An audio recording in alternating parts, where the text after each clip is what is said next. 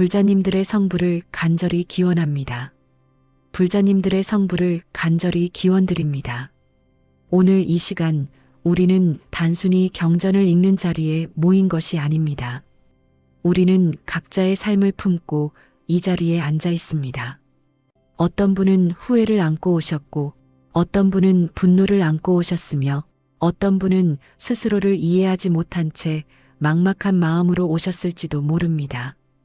지금 이 순간 잠시 숨을 천천히 들이마시고 내쉬어 보십시오. 숨이 가슴 깊숙이 들어오는 것을 느껴보십시오. 그리고 가슴 한가운데 묵직하게 자리 잡은 감정이 있다면 그것을 밀어내지 말고 조용히 바라보십시오. 오늘 우리가 함께 나눌 말씀은 천수경의 한 구절입니다. 죄무자성 종심기 심양멸시죄 영망. 죄는 본래 스스로의 성품이 없고 마음에서 일어난다. 마음이 사라지면 죄 또한 사라진다. 이 한 문장은 단순한 위로가 아닙니다. 이것은 삶의 구조를 뒤집는 통찰입니다. 우리는 평생을 스스로를 심판하며 살아갑니다. 과거의 선택 하나, 말 한마디, 지키지 못한 약속, 누군가에게 준 상처를 붙들고 마치 그것이 나의 본질인 것처럼 살아갑니다. 나는 그런 사람이었다. 나는 부족하다. 나는 자격이 없다. 그 생각이 반복되면서 형상이 됩니다. 형상은 반복될수록 단단해집니다. 그리고 우리는 그 형상을 나라고 믿게 됩니다. 그러나 경전은 묻습니다. 그 형상은 정말 당신입니까? 그 생각은 본래부터 있었습니까? 죄는 본래 자성이 없습니다. 자성이 없다는 것은 고정된 본질이 없다는 뜻입니다. 우리가 붙들지 않으면 그것은 흘러갑니다. 그러나 우리는 붙듭니다. 왜냐하면 놓는 것이 두렵기 때문입니다. 놓으면 내가 사라질 것 같기 때문입니다. 여기서 저는 한 장면을 떠올립니다. 어느 날 한 불자님이 저를 찾아오셨습니다. 오랜 세월 수행을 해오신 분이었지만 눈빛에는 깊은 피로가 서려 있었습니다. 그분은 말씀하셨습니다. 스님, 저는 젊은 시절 부모님께 크게 화를 낸 적이 있습니다. 그날 이후로 저는 좋은 자식이 아니라는 생각을 지울 수 없습니다. 그 사건은 이미 25년 전의 일이었습니다. 부모님은 그 일을 오래전에 잊으셨고 관계도 회복되었으며 표면적으로는 아무 문제도 없었습니다. 그러나 그분의 마음은 그 장면에 멈춰 있었습니다. 저는 그분께 물었습니다. 지금 그 장면이 여기 있습니까? 그분은 고개를 숙이셨습니다. 아니요. 제 머릿속에만 있습니다. 바로 그 지점입니다. 사건은 지나갔지만 마음은 그것을 현재로 불러옵니다. 그리고 반복합니다. 그리고 강화합니다. 그리고 자신을 규정합니다. 죄는 사건이 아니라 사건을 붙들고 있는 마음입니다. 마음이 붙들지 않으면 형상은 오래 머물 수 없습니다. 천수경은 자비를 노래하는 경전이지만 그 자비는 감정이 아닙니다. 자비는 통찰입니다. 나는 나를 미워할 이유가 없다. 나는 형상으로 고정된 존재가 아니다. 나는 흐르는 존재다. 지금 이 자리에 앉아 있는 여러분은 어떤 형상을 붙들고 계십니까? 나는 실패자라는 형상입니까? 나는 상처받은 사람이라는 형상입니까? 나는 사랑받지 못한다는 형상입니까? 그 형상이 정말 당신입니까? 숨을 한 번 더 깊이 들이마시고 내쉬어 보십시오. 생각은 오고 갑니다. 감정도 오고 갑니다. 그렇다면 왜 어떤 생각은 이렇게 오래 머무는 것처럼 느껴질까요? 그 이유는 우리가 그것을 붙잡기 때문입니다. 오늘 우리는 붙잡는 방식을 바라볼 것입니다. 억지로 끊지 않습니다. 억지로 밀어내지도 않습니다. 그저 알아차립니다. 죄무자성 종심기. 이 한 구절을 마음에 새기며 이제 우리는 한 걸음 더 깊이 들어가겠습니다. 죄무자성 종심기, 마음이 지어낸 형상이라는 통찰. 죄무자성 종심기. 이 한 문장은 단순한 위로가 아닙니다. 이것은 인간이 자신을 묶는 방식에 대한 근본적인 통찰입니다. 죄는 본래 스스로의 성품이 없다고 합니다. 자성이 없다는 것은 고정된 본질이 없다는 뜻입니다. 우리가 실체라고 믿는 것조차 조건이 만나 잠시 드러난 형상일 뿐이라는 뜻입니다. 우리는 흔히 말합니다. 나는 잘못을 저지른 사람이다. 나는 부족한 사람이다. 나는 그때 그 선택을 했기 때문에 평생 그 그림자를 안고 살아야 한다. 그러나 이 말 속에는 하나의 전제가 깔려 있습니다. 그 사건이 나의 본질을 규정한다는 믿음입니다. 조용히 생각해 보십시오. 당신은 단 하나의 사건입니까? 당신은 단 하나의 실수입니까? 당신은 단 하나의 상처입니까? 사람은 흐름입니다. 조건이 만나 감정이 생기고, 감정이 행동을 만들고, 행동이 또 다른 결과를 만듭니다. 그 모든 것은 고정되어 있지 않습니다. 그런데 우리는 왜 자신을 고정하려 할까요? 왜 한 장면을 붙들고 나를 정의할까요? 그 이유는 두려움입니다. 사건이 흘러가면 통제할 수 없기 때문입니다. 기억을 붙들면 적어도 내가 무엇을 잘못했는지는 확실해집니다. 자책은 묘하게 안정감을 줍니다. 나는 잘못한 사람이라는 확신은 적어도 내가 누구인지는 알게 해주기 때문입니다. 그러나 그 확신은 감옥입니다. 제가 오래전 상담했던 한 분이 있습니다. 그분은 사업 실패 이후 매일 같은 문장을 되뇌고 있었습니다. 나는 가족을 실망시킨 사람이다. 나는 무능하다. 그분의 말은 점점 굳어졌습니다. 처음에는 아픔이었지만 나중에는 정체성이 되었습니다. 어느 날 저는 그분께 물었습니다. 그 실패가 당신의 전부입니까? 그분은 한참을 말하지 못했습니다. 그 침묵 속에서 저는 그분이 처음으로 그 생각을 의심하고 있다는 것을 느꼈습니다. 죄무자성 종심기. 죄는 마음에서 일어난다고 합니다. 마음이 무엇입니까? 생각입니다. 해석입니다. 반복입니다. 사건은 지나갔습니다. 그러나 생각은 반복됩니다. 반복되는 순간 그것은 진실처럼 느껴집니다. 그러나 반복된 생각이 곧 본질은 아닙니다. 마음이 붙들지 않으면 형상은 힘을 잃습니다. 여기서 수행은 시작됩니다. 밀어내는 것이 아니라 바라보는 것입니다. 나는 지금 어떤 생각을 붙들고 있는가? 그 생각은 언제 시작되었는가? 그 생각은 변할 수 없는가? 천수경은 우리에게 용서를 명령하지 않습니다. 대신 구조를 보여줍니다. 마음이 사라지면 죄도 사라진다. 이 말은 기억을 지우라는 뜻이 아닙니다. 그 기억에 매달리는 동일시를 내려놓으라는 뜻입니다. 지금 이 자리에서 눈을 감고 스스로에게 묻습니다. 나는 누구입니까? 나는 그 사건입니까? 아니면 그 사건을 바라보고 있는 존재입니까? 바라보는 순간 형상은 조금씩 느슨해집니다. 그 느슨함이 자유의 시작입니다. 번뇌는 왜 반복되는가? 우리는 왜 놓지 못하는가? 번뇌는 한 번으로 끝나지 않습니다. 같은 장면이 수없이 반복됩니다.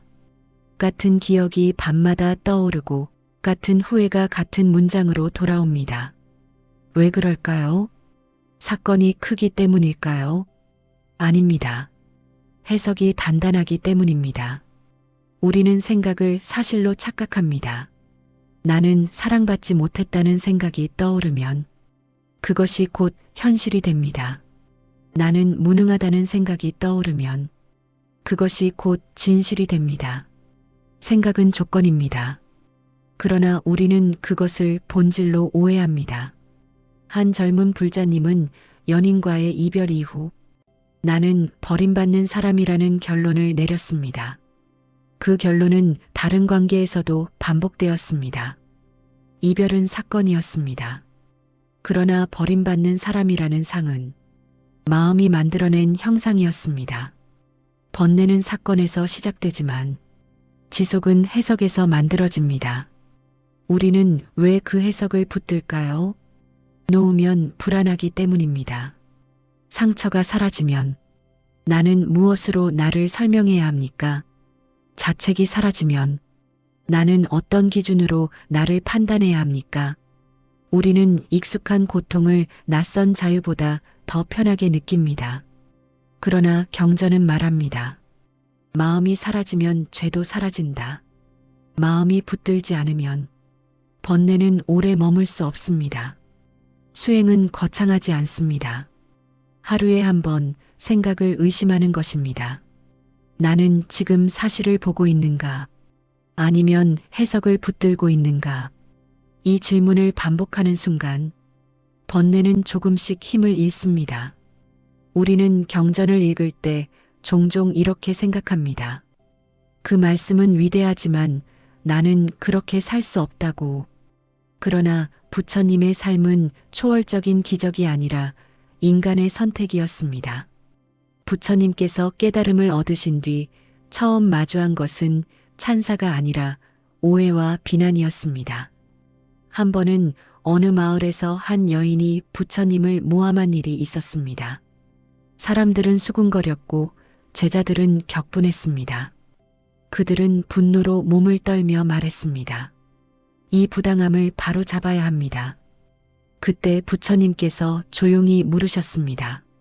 누군가 선물을 가져왔는데 내가 받지 않으면 그 선물은 누구의 것인가? 제자들은 잠시 말을 잃었습니다. 부처님은 이어 말씀하셨습니다. 비난도 마찬가지다.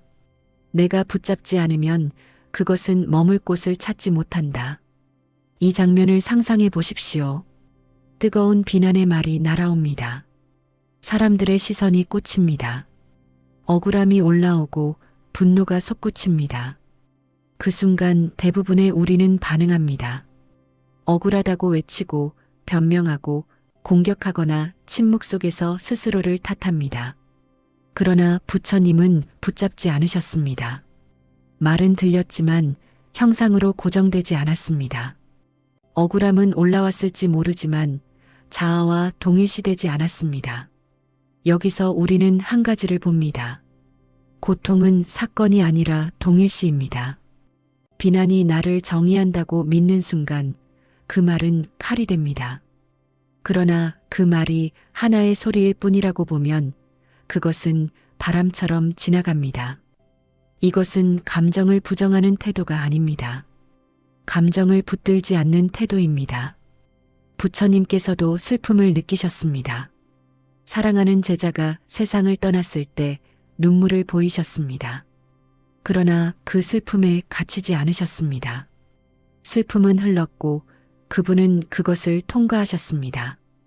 우리는 종종 이렇게 말합니다. 나는 감정이 강해서 힘들다. 그러나 문제는 감정의 강도가 아니라 붙잡음의 강도입니다. 화가 나는 것은 자연스럽습니다. 슬픔이 올라오는 것도 자연스럽습니다. 그러나 그 감정을 나라고 규정하는 순간 고통은 고착됩니다. 부처님의 삶은 무감정이 아니라 무집착이었습니다. 자비는 감정을 억누르는 힘이 아니라 감정이 나를 지배하지 못하게 하는 통찰입니다. 여기서 저는 한 수행자의 이야기를 떠올립니다. 그는 오랜 세월 절에서 봉사하며 살았지만 작은 비난 하나에 깊이 상처받았습니다. 스님, 저는 이렇게 오래 봉사했는데 왜 한마디에 무너질까요? 저는 그에게 물었습니다. 그 한마디가 당신의 전부입니까? 그는 말했습니다. 아닙니다. 그런데 마음이 그 말만 붙잡습니다. 바로 그 지점입니다. 형상은 하나지만 마음이 그것을 확대합니다. 확대된 형상은 나를 압도합니다. 부처님의 삶은 보여줍니다. 붙잡지 않으면 형상은 오래 머물 수 없다는 사실을. 지금 이 자리에서 떠오르는 한 장면이 있다면 그것을 붙잡지 않고 바라보는 연습을 해보십시오. 나는 지금 이 감정을 보고 있다. 이 감정이 곧 나는 아니다. 그 순간 아주 미세하지만 틈이 생깁니다. 그 틈이 수행입니다. 우리 삶에서의 적용, 귀의와 실천의 길. 이제 질문은 하나입니다. 이 가르침을 어떻게 살아낼 것인가? 경전을 듣는 것은 시작일 뿐입니다. 삶에서 적용하지 않으면 형상은 다시 굳어집니다. 첫 번째 실천은 관찰입니다. 생각이 떠오르는 순간 그것을 곧장 믿지 마십시오. 나는 지금 어떤 해석을 만들고 있는가? 이 해석은 사실인가 아니면 반복된 생각인가? 두 번째는 멈춤입니다. 감정이 올라올 때 즉시 반응하지 마십시오. 한 호흡만이라도 멈추십시오. 호흡을 느끼며 가슴의 떨림을 바라보십시오. 세 번째는 귀의입니다. 불법승에 귀의한다는 것은 의존이 아니라 기준을 세우는 일입니다.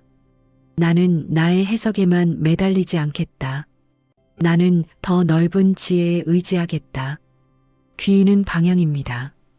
혼자만의 생각 속에 갇히지 않겠다는 다짐입니다. 저는 자주 묻습니다. 지금 이 생각이 나를 자유롭게 하는가 아니면 묶는가? 묶는 생각이라면 붙들 이유가 없습니다. 놓는 연습을 시작하십시오. 놓는다는 것은 있는 것이 아닙니다. 억지로 밀어내는 것도 아닙니다. 그 생각을 나와 동일시하지 않는 것입니다. 오늘 하루 단 하나의 형상만이라도 내려놓아 보십시오. 나는 실패자라는 생각이 올라오면 그 생각을 바라보고 이렇게 말해 보십시오. 이것은 생각일 뿐이다. 이 작은 실천이 반복되면 형상은 점점 힘을 잃습니다. 천수경은 기도문이 아닙니다. 훈련의 지도입니다. 마음은 훈련할 수 있습니다. 그리고 훈련은 아주 작은 알아차림에서 시작됩니다. 불자님들의 성부를 다시 한번 기원합니다. 지금 이 자리에서 시작한 한 번의 내려놓음이 삶 전체를 바꾸는 씨앗이 되기를 바랍니다.